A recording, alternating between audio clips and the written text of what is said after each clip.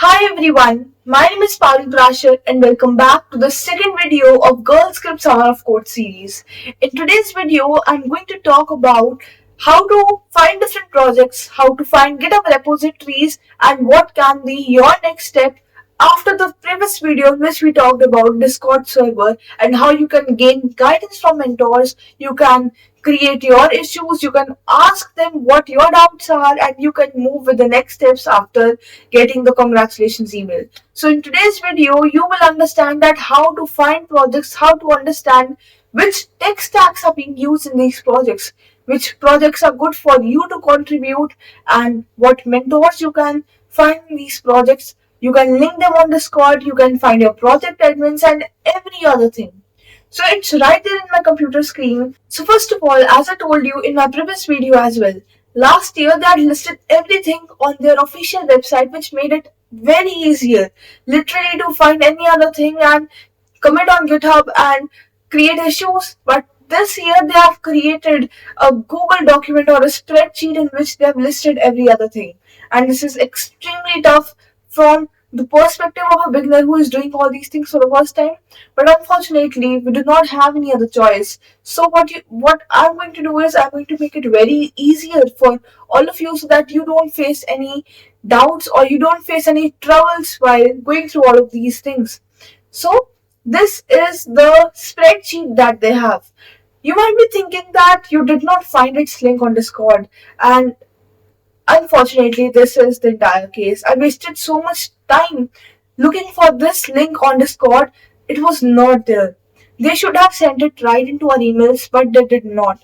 So if you want this link, I believe you can DM me on Instagram or LinkedIn and I will send these links to you, because if you're selected as a contributor, I definitely want to help you. Pasting it on YouTube would give access to so many students who are not even selected as a contributor, that might lead me into trouble or might be against the policies of Girl Script Summer of Code. So I do not want to get into these things. So you can DM me on Instagram and ask for these links. I will send the link of this entire spreadsheet to all of you there.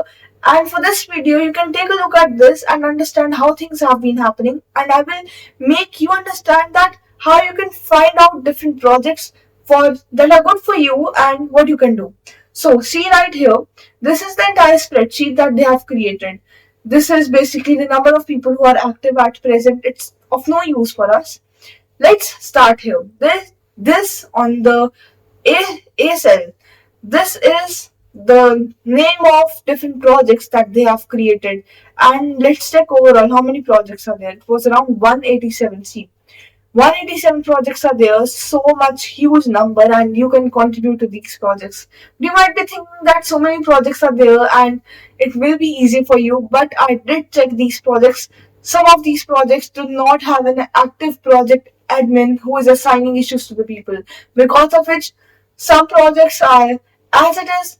In most of the projects, no one is there to look into these things, and you have to play very smartly to find out what things are working at present. So this is the description of the project. So if we talk about, see, Tech Ninja's website, this, and they have written in the description that this is a Tech Ninja's community website. We don't know what this website is. We can go on their GitHub link and understand what it is. This is the name of project admin. You might be thinking that what you have to do with the name of project admin. Understand, if you have a doubt or if you want an issue to be assigned to you, you can link this project admin in the Discord server and ask that person to assign that issue to you. You can connect with them on LinkedIn, and this is their GitHub IDs. So, if you've not seen the podcast with the 2024 G-Shock winner, he told you right there very clearly that it's better to connect with the project admins on LinkedIn or any other social media platforms, because they're more active on those platforms as compared to they are on GitHub or on Discord. So I suggest you connect with these people on LinkedIn, and definitely it's going to be beneficial for you as well. You're going to increase your connections and it's going to help you in a large way. So moving further, we have the tech stacks, and this is the most important section of the entire spreadsheet.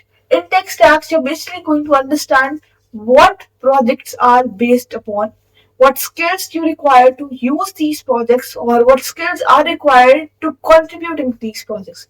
So let's take the first one. You have so many different things like Kotlin. So basically Kotlin, as far as I know, it is for app development kind of thing. So definitely, if you know these things, you can contribute into these projects. But I'm sure most of you who are watching my videos are beginners and you might not know about this thing. And you want me to talk about HTML, CSS, and JavaScript projects. And this is what I'm going to do in this video. So if you're someone who is of intermediate level, you have this good project. It's TechX Ninja's website and it has React.js, Next.js, TypeScript things. You can definitely contribute in these projects. Come down and you have Tornado, HTML, CSS, and JavaScript. So when you see these things, HTML, CSS, and JavaScript, maybe they have other things as well. You can slightly know those things, and on the basis of these three things, you can contribute into these projects. So see, we have more projects: HTML, CSS, and JS. We have other projects as well. Again, we have another project. We have so many projects. There are endless opportunities. Also, they've written this front end. This means that in front end they're using React, JavaScript, and the backend is based on Python. So they have clearly listed what they are using in these projects, and this is definitely going to help you in a much better way to understand what their tech stacks are, and you can easily locate different projects. My suggestion to all of you is please take a pen and paper and note these things. It is going to take a whole lot of time right at the first place, but please understand that if you do this, a whole lot of time is going to be saved in the later part. Take a pen and paper, note down the projects that you can contribute into. You might note the numbers, but it is little risky because in future these numbers can get changed if there are different projects maybe in the beginning which they should not do generally, but why should we take a risk? So like this is another project for HTML, CSS, and JavaScript. Write about this project, create a notebook, write all of these projects so that whenever you have to contribute, you don't have to search again and again. You can directly go to those places and find out these projects. And definitely you can search from this point. And this is going to make your process easier. Please spend time doing these things. So once this is done, you can take up whole lot of look at different websites. So one more thing, here it is written HTML5 and CSS3. So for those who are beginners, you might be thinking, what is HTML5 and is it like the real HTML or the general HTML that you do? This HTML5 and CSS3 are those HTML and CSS things that you have been doing right from day one. There's nothing different. 5 and 3 just suggest the updation number or the model number of these languages. So HTML5 and CSS3 are the latest languages. Also at places you might find vanilla CSS. You might be thinking that this is a whole lot of new language, but this is not the truth. Vanilla CSS means pure CSS in which they are not using any Bootstrap or any Tailwind CSS framework. So these two things you need to be very clear, and you can keep this in mind while finding projects in which you have to do the work. So once this is done, create a notebook, look at all of these projects. So let's understand what you have to do after this. You can take a look at the mentors. You can connect with them on GitHub, LinkedIn. See, as you move down, you will find that the projects that are at the lowmost place, they do not have mentor 2 or 3 assigned to them. They're just mentor 1. And this is what I'm telling you, most of the projects, that is why they're not working actively, because a number of people are not being assigned to them. So this is the main thing that you have to take care, and this is going to consume a whole lot of your time, and I want to clear it right in the beginning, because when I was checking the spreadsheet, I realized that in so many projects, the project admins are not online. So you have to search for projects in which they're online and you have to contribute in these projects. So if you're a very beginner, it is going to take a lot of time and you have to spend this time, because if you do not spend this time, you're not going to win in G-Shock.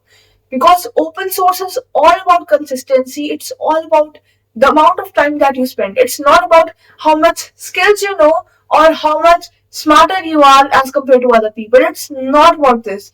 Even if you are a beginner who has been working hard every single day with consistency, you can still become a winner. if a person who knows so many skills, who thinks he is good at coding, who thinks he's fast, but he does not code consistently, he will not be able to rank good in Girl Script Summer of Code. So this is what you have to keep in mind. You're a beginner, don't worry. Just code every day, just contribute every day, and you can still make up to a good rank in GSOC. So I believe you all must have understood what this spreadsheet is and how you can use it to the fullest for your contributions in G-Shock. This was part 2 of this series. A new video is coming tomorrow in which you're going to get a complete guide about using GitHub right from the beginning, right from the first place, to creating a successful issue and merging it successfully into the repository. Stay tuned for this video, and the third video is going to be the most important one because this is the place in which you're going to understand how to contribute. And this is extremely important. You cannot do anything without knowing how to use GitHub. If you want the link of the spreadsheet, DM me. I will send you the links. And I wish you good luck. Stay tuned for the third video. Thank you and bye.